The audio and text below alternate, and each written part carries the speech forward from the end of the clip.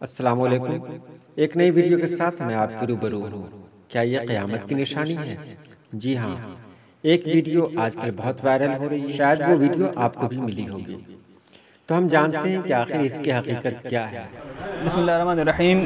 तो एक फ़ोटो काफ़ी वायरल हो रही है और उसके साथ एक ऑडियो भी है। ये फ़ोटो आप देख सकते हैं। ये फ़ोटो है जिसमें एक बच्चे के बारे में बताया जा रहा है कि एक तरन्नुम नाम की कोई औरत, उनकी गोतनी को कोई बेटा हुआ है जो कि बूढ़ा सूढ़ा पैदा हुआ दाढ़ी मूंछ के साथ। जबकि फ़ोटो में आप देखिए कहीं पे दाढ़ी मूंछ नहीं है। फ़ोटो में कहीं पे भी दाढ़ी मूंछ का कुछ पता नहीं है। तो एक कॉमन सेंस का इंसान भी उसको देख के, उस ऑडियो को सुन करके समझ सकता था कि ये इसकी हकीकत से कोई लेना देना नहीं है।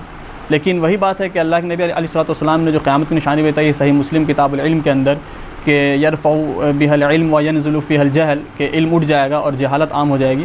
तो उसका नमूना हम देख रहे हैं। तो क़यामत की निशानी ये नहीं है कि बूढ़ा बच्चा पैदा होगा जिसमें बयान किया जा रहा है। ये तो एक प्रोजेरिया नाम का एक डिसऑर्डर होता है, जेनेटिक डिसऑर्डर है। आप नेट पे देख सकते हैं, ऐसे कई बच्चे पैदा हुए हैं। इससे पहले भी ऐसी कई मिसालें आपको मिल सकती हैं। तो ये कोई न्यू चीज़ नहीं है। और होता है क्या, इस तरह की चीज़ें जब आप फैलाएंगे तो दो नुकसान होगा। एक तो आपको गुनाह मिलेगा ही, क्योंकि आपने अल्लाह के नबी अलैहिस्सलाम की तरफ कुछ झूठ बात मंसूब किया। साथ में आपने जो है वो झूठ को आम किया, जैसा कि हदीस शरीफ में बयान किया गया है कि किसी को झूठा होने के लिए इतना ही काफ़ी है कि वो जो सुने उसको बयान कर दे।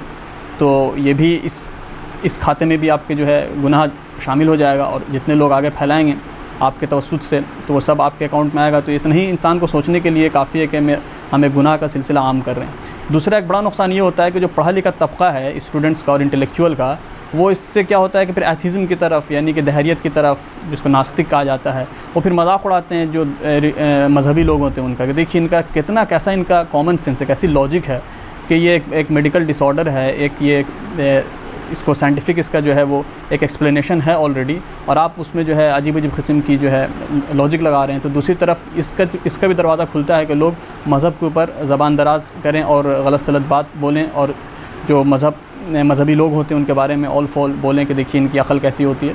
तो ये थोड़ा सा आप समझ करके, कोई भी चीज़ आपके पास है अहले इल्म से रब्ता करें। कुरान में बयान किया गया फ़स्अलू अहल ज़िक्र इन कुंतुम ला तालमून, जब कोई चीज़ तुम ना जानो अहले इल्म से पूछो। तो अहले इल्म से रब्ता करें, इसकी कहाँ तक सच्चाई है, क्या हकीकत है।